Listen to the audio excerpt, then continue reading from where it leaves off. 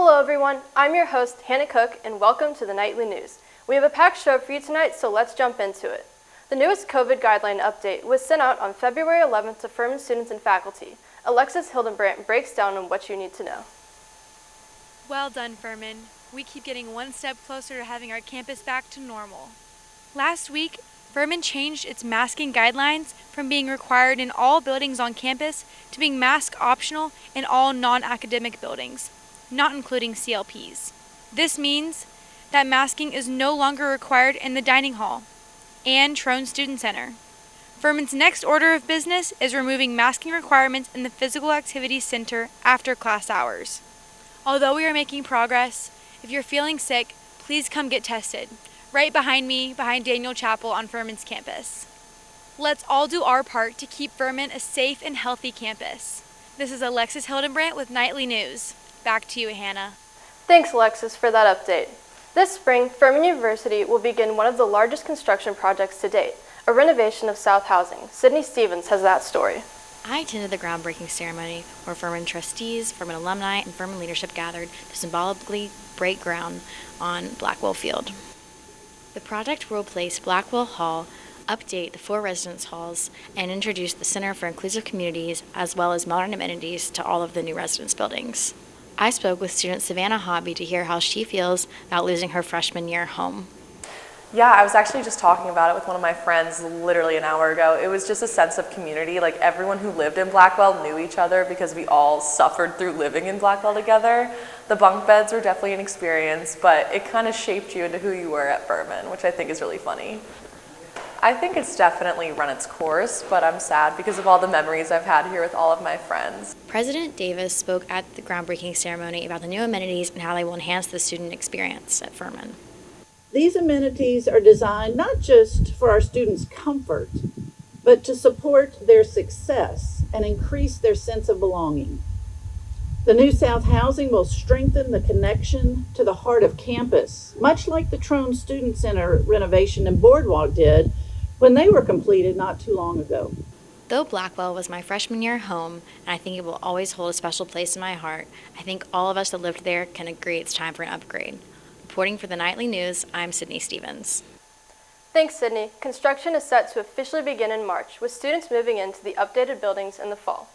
In case you missed it, this past Friday was an important day for our Furman faculty. They've been busy during the pandemic, and the university held its annual faculty scholarship reception, the event that started 6 years ago, and the reception was designated to recognize the scholarly accomplishment of all of our Furman faculty. 6 faculty were chosen to give speed talks on the research they have published. In total, faculty published more than 10 books and more than 179 articles in scholarly journals.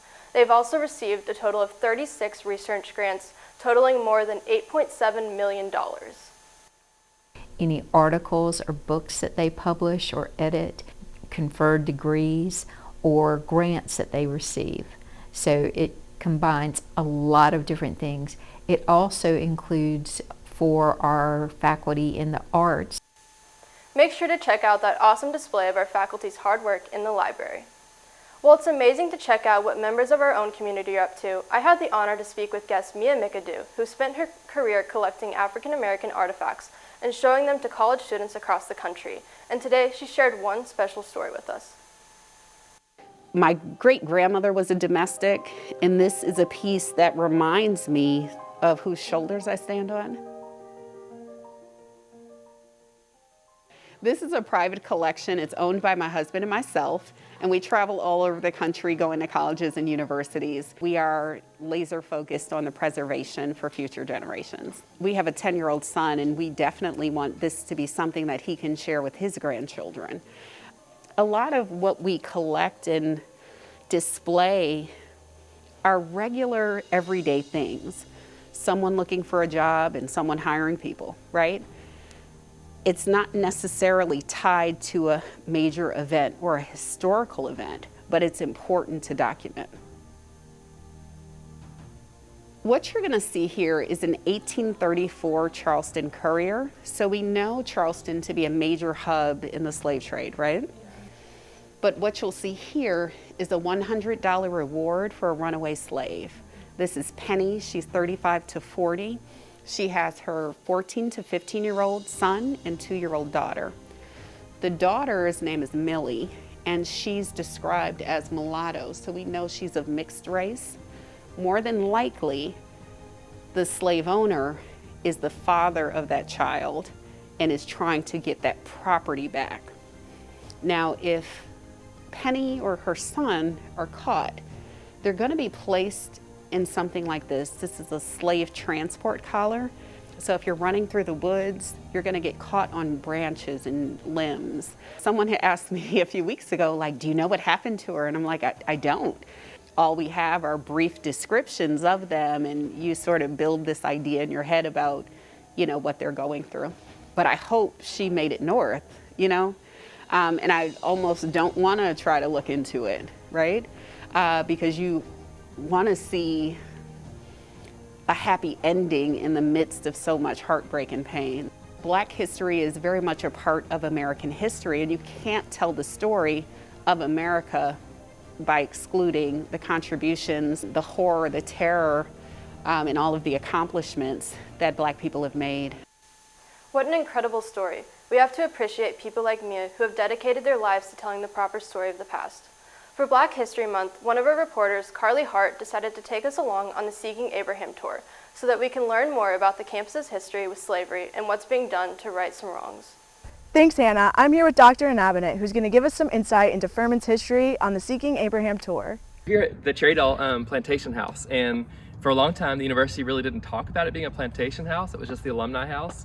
And that may be better in some ways because I think that information by itself, without context, is probably pretty difficult to wrap our heads around, right? But in fact, of course, it was a plantation house, and it was a plantation house of our first university president, James C. Furman.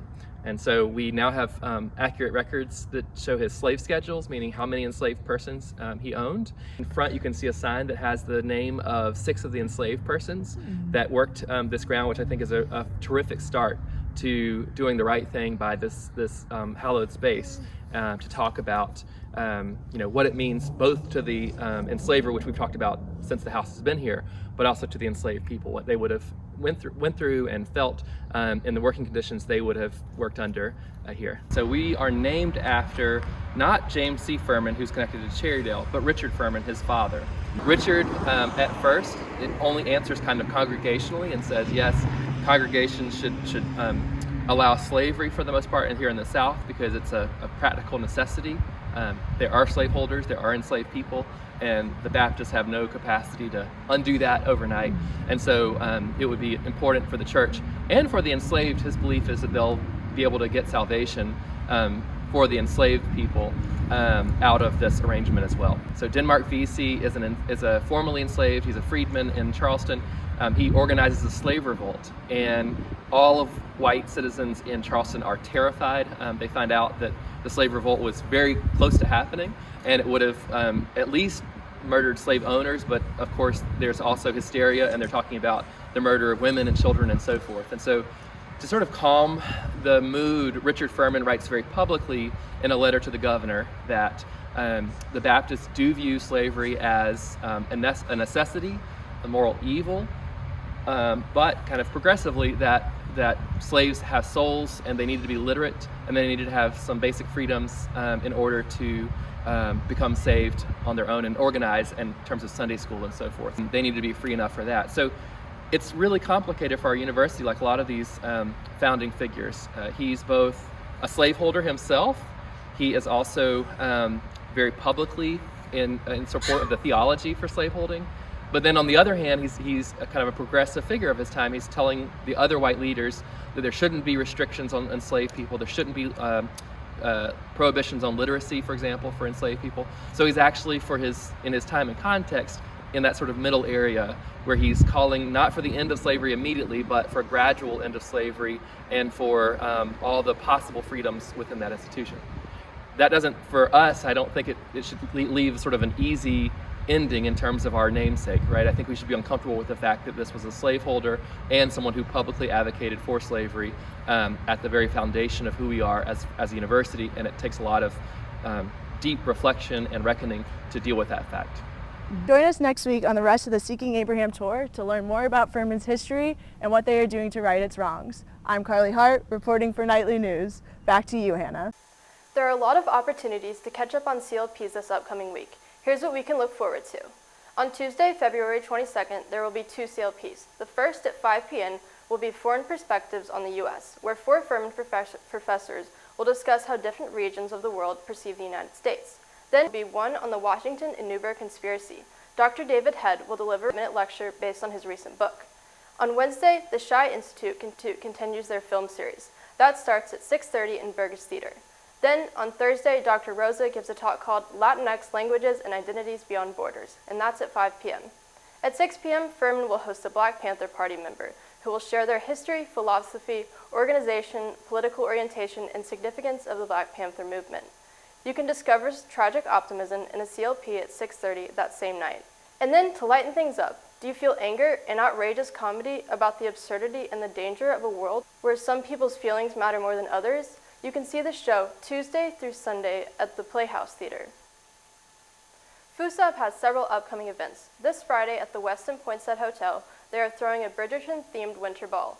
On February 23rd, they are raffling off vouchers for a day trip at the spa. And from now until February 24th, they are accepting applications for student artists and small businesses to participate in an art expose happening later in March. True to form, the musical set in a women's jail cell block had murder, egos, competition, and love. Jenna Justice played Roxy Hart. Velma Kelly, the other murderess who was in the competition for attention with Roxy, was played by May Collins. Leela Tajani played Billy Flynn, Roxy's and Velma's attorney. Mama was played by Margaret Bovard. A live student orchestra performed the music. This is Rachel Eggert's first production with the Popper Players.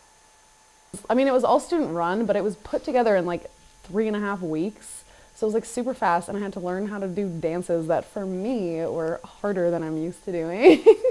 So it was like kind of a whirlwind, but it was fun. Congratulations to all the Popper Players on an amazing performance. Love was in the air this week at Furman as students geared up to celebrate Valentine's Day on Monday. Here's our very own hopeless romantic, Dalton Arnette, with this week's edition of Dalton on the Street.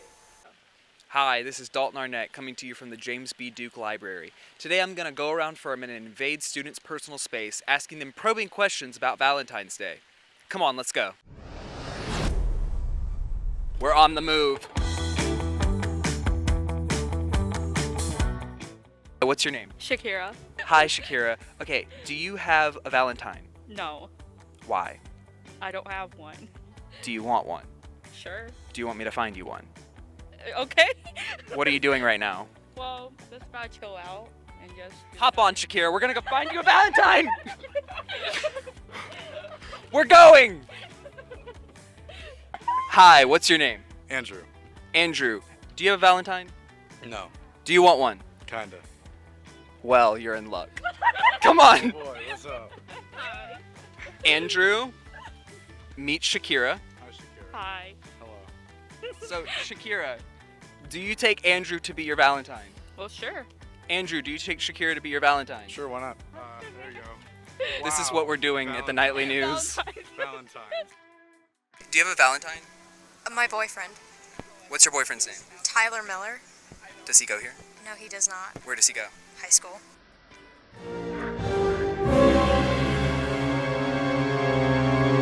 Okay, so hi, what's your name? My name is Jordan. Hi, Jordan. Okay, Jordan, do you have a Valentine? Yeah. What's your Valentine's name? Logan. Okay. Alright, well, where does Logan live? And where I'm from, Columbia. That's not that far. Are you going to see Logan this weekend? Maybe. Oh my gosh, do you have any plans? Yeah. What are y'all going to do? I don't know yet. I'm just gonna go. Well, that doesn't sound like a plan. We're gonna create a plan. And I love that. I love innovation. As you can see, looks like love is in the air at Furman. There's going to be a lot of happy couples, but also maybe some broken hearts. We'll have to see what happens. Back to you. That's awesome. Thank you, Dalton. Instead of a romantic love, let's turn to the love of the game. Here's Neci Harris with sports.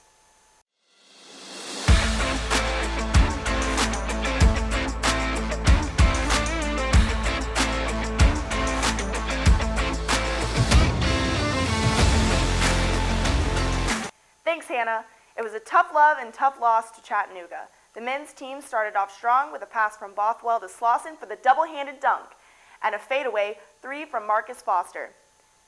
Moving on to softball, the ladies came back against the Eastern Shore of Maryland with a hit from Alex Molinar. The Paladins made 2 runs, taking the team up by 3 and putting them at 13-10. This Saturday was a beautiful day to spend some time outside, and this weekend was an exciting time for Furman Rugby. They had their first tournament of the spring. Here's Kayla Patterson with that story. The rugby team performed well this past weekend in their tournament. It was a very exciting time as Furman got to play different colleges from around the country. There were 8 teams in the tournament, and Mark Calvin plays center, back, and wing. Rugby here is a club sport, but we do compete in the NCAA bracket. We do compete against other varsity schools where some players might be on scholarships. This was a good way to prepare before their competitive season for their upcoming tournaments. Normally in a rugby tournament, each game is 80 minutes long with 15 players on the field. However, this weekend they played 7s. So 15s, there's 15 people on each side of the ball, and 7s, there's 7. 15s are 80-minute games, 7s are 14-minute games, so it's a lot more emphasis on pure speed and athleticism. It makes you a lot more tired. The games are a lot shorter. This was Mark's first game in 2 years due to COVID and being abroad, so he enjoyed getting back out onto the pitch and playing alongside his friends. I think I'm just excited to get back into playing rugby. I never thought I would be liking or loving rugby this much. I was a football kid growing up, and now looking back on my time here at Furman, I don't think it would be the same without rugby. Anyone's welcome to join the team. Starting next fall, we'll also have a women's team joining our campus. So if you're someone who wants to try rugby and wants to join the Furman Rugby family, come out next fall. I'm Kayla Patterson, reporting for Nightly News. Thanks, Kayla, for the story. After this past weekend's Super Bowl game, I looked into former Paladin Stanford Jennings' own experience playing in the Super Bowl. Here's that story. Before this past Sunday, the last time the Cincinnati Bengals made an appearance at the Super Bowl was 1988, and our very own Furman Football Hall of Famer, Stanford Jennings, class of '84, was a part of that team. Former running back Stanford Jennings is known at Furman for his successes wearing the Paladin jersey, but he is nationally known for his legendary punt return during the 1988 Super Bowl. During the game against the San Francisco 49ers, Jennings made the first and only touchdown for the Bengals with a 93-yard kickoff return in the third quarter to take the lead 13-3. Unfortunately, the 49ers came back and won the game by 4 points, but Jennings would go down in history. After seeing the Bengals return to the Super Bowl this past weekend, we wanted to highlight our former Paladin success.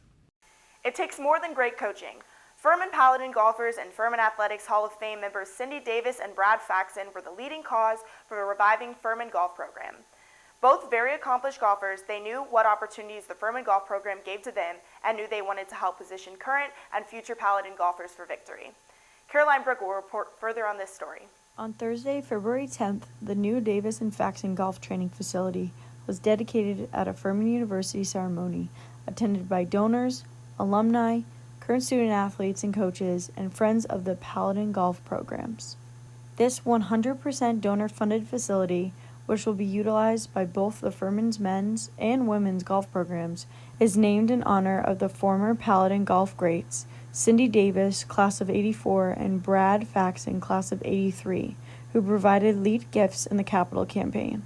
Cindy Davis was a standout collegiate golfer where she was a 3-time All-American and runner-up at the 1983 NCAA championships from Furman. She then became very well versed in the golf world as the vice president of Nike and president of Nike Golf. Once Brad Faxon heard the men's golf program was on the verge of extinction, he knew he had to do something to change it. Faxon speaks on why he made the decision to invest in the new indoor golf facility. When I was at Furman, how much the program meant to me then, it gave me a chance to pursue my dream, get a great education, but honestly, if I didn't come to Furman, I don't know if I would have ever made it out on the PGA Tour. Faxon won the 1983 Haskins Award as the nation's most outstanding male collegiate golfer. He went on to win 8 PGA tournaments. He helped donate the facility to provide other Furman golfers the opportunity he graciously had at Furman.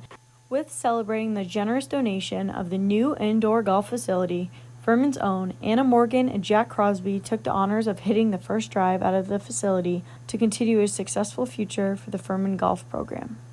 This is Brickle reporting for the Nightly News. Furman golf program not only made an impact on some Furman legends, but is now making an immense impact on future Furman golfers to come and continue the reputable prestige of Furman golf. We have an exciting weekend ahead of us in Furman sports with a lot of games you can attend. This Saturday, men's tennis starts us off with a match against Lipscomb at 11 a.m. and then at 3 they play against Belmont Abbey. The men's basketball season will be wrapping up with their last home game, which will be held at the Well in Bond Secures Arena downtown at 12 against the Wofford Terriers. Women's basketball will face the Mercer Bears in Timmins Arena at 6 p.m. And finally, on Sunday, women's tennis will be up against Virginia Tech at 11. This weekend, the women of softball will be competing in the Furman Classic, a 3-day stretch of games at the Pepsi Stadium. On Friday the 18th, there will be a doubleheader against South Dakota at 4:30 following St. Francis at 7. On Saturday, another doubleheader with the St. Francis at 4:30 and Georgetown at 7. Finishing the weekend, the team will be playing against Georgetown at 11:30. Hope to see you guys there, and good luck to all the teams competing this weekend. That's all we have for sports. I'm Neci Harris. Hannah, back to you. We hope to see everyone at FUSAB's Winter Ball this Friday.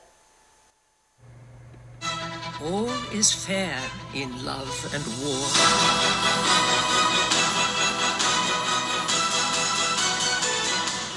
My name is Lady Whistledown. You do not know me, but I know you. Dear reader, if there is a scandal, I shall uncover it. There is nothing you cannot do.